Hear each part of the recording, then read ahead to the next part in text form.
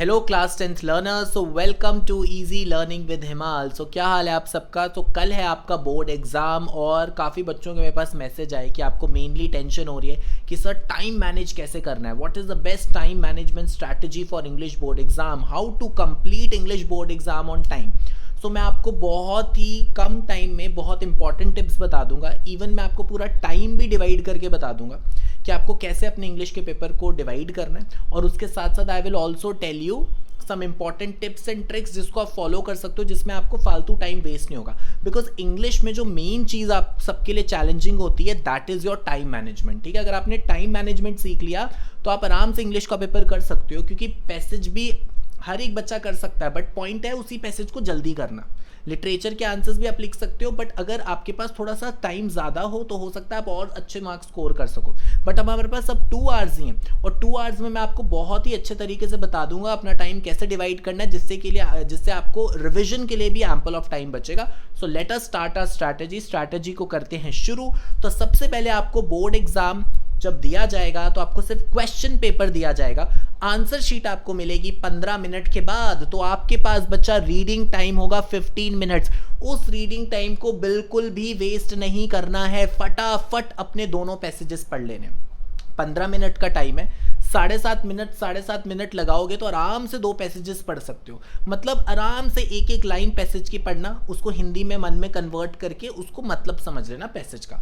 तो कुछ नहीं करना है 15 मिनट में, और कुछ मत देखना पेपर में। मैं आपको सच बता रहा हूँ, आप ना अपना रीडिंग टाइम जो है वो पैसेज पे ही लगाना, क्योंकि पैसेज पे फिर आपका टाइम जो है वो कम बचता है। तो रीडिंग टाइम आपने 15 मिनट लगा दिए। अब आपके पास राइटिंग के 2 घंटे हैं, तो मैं आपको बताता हूँ 2 घंटे कैसे डिवाइड करने हैं। अभी आपने so let's divide it efficiently. ठीक है, so we are now left with 2 hours.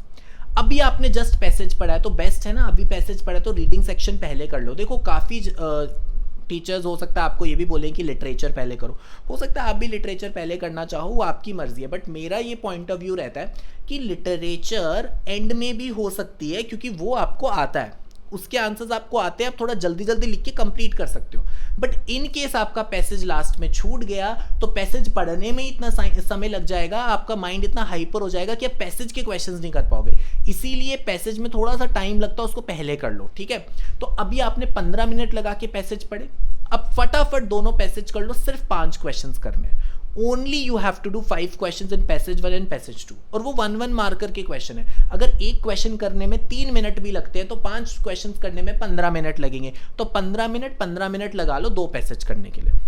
तो रीडिंग सेक्शन को मैंने टाइम 30 मिनट्स दिया है, बट एक्चुअल टाइम आपको 45 मिनट्स है, क्योंकि जो आपका रीडिंग का 15 मिनट था वो भी हम पैसेज पे ही लगा रहे हैं। तो आप सेक्शन ए करोगे टोटल 45 मिनट्स में। ठीक है, अब हमारे पास कितना टाइम बचता है, हमारे पास बचता है 1 घंटा 30 मिनट। अब उसमें आपको क्या करना है, राइटिंग सेक्शन 10 मिनट्स। देखो लेटर लिखने में या एक एनालिटिकल पैराग्राफ लिखने में 10 मिनट ही लगते हैं, क्योंकि 5 मार्क्स का है ना क्वेश्चन, 10 मार्क्स का क्वेश्चन है, 5 मार्क्स का क्वेश्चन मतलब 100 to 120 वर्ड्स। तो कोशिश करो कि भाई 10 मिनट में अपना लेटर आप लिख लो।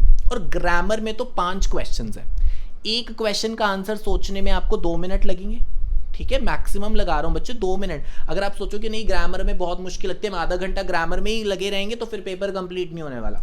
तो 10 मिनट आप दो राइटिंग सेक्शन को, 10 मिनट दो आप अपनी ग्रामर सेक्शन को।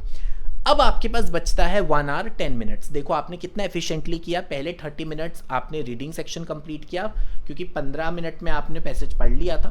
फिर 10 मिनट में आपने एक अच्छा सा लेटर लिखा, 10 मिनट में आपने ग्रामर कर ली। अब आपके पास बचते हैं 1 आवर 10 मिनट्स। अब 1 आवर 10 मिनट्स में अगर मैं लिटरेचर की बात करूँ तो लिटरेचर में आएंगे 2-2 नंबर के 6 क्वेश्चन और 4-4 नंबर के 2 क्वेश्चन, तो टोटल 8 क्वेश्चन करने हैं। ठीक है, अगर मैं 5 मिनट भी एक क्वेश्चन को दूं, ठीक है बच्चे 5 मिनट से ज़्यादा नहीं लेना, बल्कि 4 मार्क वाले क्वेश्चन को 5 मिनट लगेंगे, 2 मार्कर वाले क्वेश्चन तो 3 to 4 मिनट्स पे भी कंप्लीट हो जाता है। ठीक है, तो थोड़ा सा स्पीड मेंटेन करते हो, हम 40 मिनट्स में अपना अगर लिटरेचर कंप्लीट कर लें तो अभी भी आपके पास 30 मिनट्स बचते हैं। देखो जो मैंने आपको स्ट्रैटेजी बताई है बहुत ही एफिशिएंट स्ट्रैटेजी है, इसके बावजूद 1.5 घंटे में पेपर कंप्लीट होता है, 30 मिनट बचते हैं।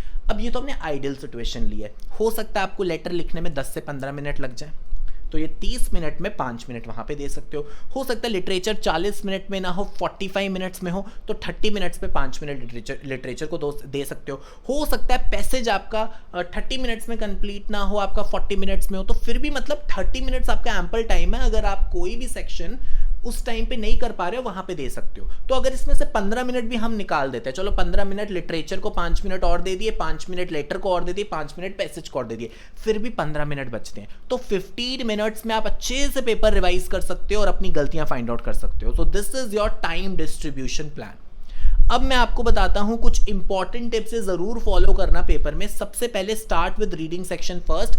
देखो ये मेरा पॉइंट ऑफ व्यू है, आप अपने हिसाब से जो आपको ठीक लगता है आप कर सकते हो, पर मेरे अकॉर्डिंग रीडिंग सेक्शन पहले करना चाहिए विद फ्रेश माइंड, क्योंकि आप स्टार्टिंग के 15 मिनट भी पैसेज पे लगा रहे हो तो उसी वक्त पैसेज कर लोगे तो सही रहेगा, एंड तक भूल जाओगे। Maintain the speed and hand writing through out the exam. Starting से ही माइंड में हमेशा अपने माइंड को बोलना मुझे तेज लिखना है। कभी कभी आप क्या करते हो, स्टार्टिंग में इतना सुंदर हैंड राइटिंग लिखने के चक्कर में व्हाट यू डू, आप बहुत ही स्लो कर देते हो पेपर और फिर लास्ट में आपकी हैंड राइटिंग बहुत बिगड़ जाती है। इससे बेटर है स्टार्टिंग में ही डिसेंट हैंड राइटिंग लिखो बट स्पीड अपनी मेंटेन करके रखो। Then do all questions of a particular section at one place. देखो एग्जामिनर आपका बहुत इरिटेट हो जाएगा कि आपने सेक्शन ए का एक क्वेश्चन पैसेज का यहाँ पे किया है, एक क्वेश्चन बाद में कि नहीं। आपको जो भी सेक्शन आप पहले कर रहे हो, जिस भी सीक्वेंस में आप अपना पेपर कर रहे हो, बट याद रखना हर सेक्शन के क्वेश्चंस एक ही जगह होने चाहिए। और अगर आपको कोई क्वेश्चन का आंसर नहीं आ रहा, आप उसके लिए स्पेस छोड़ दो। बाद में आप देखो आपने जगह छोड़ी होगी ना, तो जब आप पेपर रिवाइज कर रहे होगे तो आपको दिख जाएगा यहाँ पे मैंने जगह छोड़ी है, चलो मैं यहाँ पर लिख देता हूँ। तो याद रखना these are very important tips, ये वाली टिप्स हमेशा फॉलो करना। आगे बात करते हैं राइट फॉर्मेट्स करेक्टली। ठीक है, फॉर्मेट अच्छे से पढ़ के चला जाना। लेटर का फॉर्मेट गलती से भी ऐसा ना आपके फॉर्मेट की वजह से आपके मार्क्स कट जाए। फॉर्मेट बिल्कुल अच्छे तरीके से करना और यूज सिंपल सेंटेंसेस ओनली। ये मत सोचना मैं बहुत हाई क्लास इंग्लिश लिखूंगा या मैं बहुत हाई क्लास इंग्लिश लिखूंगी तभी मार्क्स आएंगे, बिल्कुल भी नहीं। जितना आप डिफिकल्ट वर्ड्स यूज करोगे पेपर में, हो सकता है आपके ग्रामर के मिस्टेक्स हो जाए, इसीलिए थोड़े सिंपल सेंटेंसेस लिखो जिससे कि ज्यादा गलतियां ना हो। Read the passage with a cool mind. कभी कभी आप हड़बड़ाहट में पैसेज पढ़ते हो, आपने पढ़ा, आपका टाइम भी वेस्ट हुआ और आपने पैसेज को समझा भी नहीं। तो थोड़ा सा पेशेंस रख के कूल माइंड के साथ पैसेज पढ़ना है, नहीं तो आप फालतू में उसको बार बार पढ़ते रहते हो, दिमाग में कुछ घुसता नहीं है, टाइम वेस्ट हो जाता है। तो पैसेज बिल्कुल आपको कूल माइंड के साथ पढ़ना है। और एक और चीज इंग्लिश के पेपर में याद रखना, do not waste time on a particular question. Suppose आपको वोकैबुलरी का क्वेश्चन नहीं आता है, तो ये नहीं कि आप उसी क्वेश्चन पे बैठ गए और आपने 15 मिनट वेस्ट कर दिए। सोचो 2 से 3 मिनट, जो सूटेबल आंसर लगता है वो लिख दो। अदरवाइज आपको लगता है कि नहीं मैं इसका आंसर सही कर सकता हूं बाद में, तो जो आपका रिवीजन वाला टाइम है तब कर देना, उसके लिए स्पेस छोड़ दो। सो ये कुछ टिप्स थी बच्चे जो मैंने आपको बताई, ये जरूर फॉलो करना। और कोई डाउट है तो मुझे कमेंट सेक्शन में लिख देना। और अगर आपको वीडियो यूजफुल लगी तो गिव्स अ थम्स अप। और अगर आप मेरे चैनल पे पहली बार आए हो तो please subscribe my channel easy learning with हिमाल। मैं आपकी 11th-12th की इंग्लिश में भी हेल्प करने वाला हूँ। तो हमारी जर्नी अभी 2 साल की और है। और अगर आप मेरे साथ सोशल मीडिया पे कनेक्ट होना चाहते हैं तो मेरा टेलीग्राम और इंस्टाग्राम का लिंक डिस्क्रिप्शन बॉक्स में है, वहां से आप कनेक्ट कर सकते हैं। So thank you guys, have a very nice day and all the best for English exam.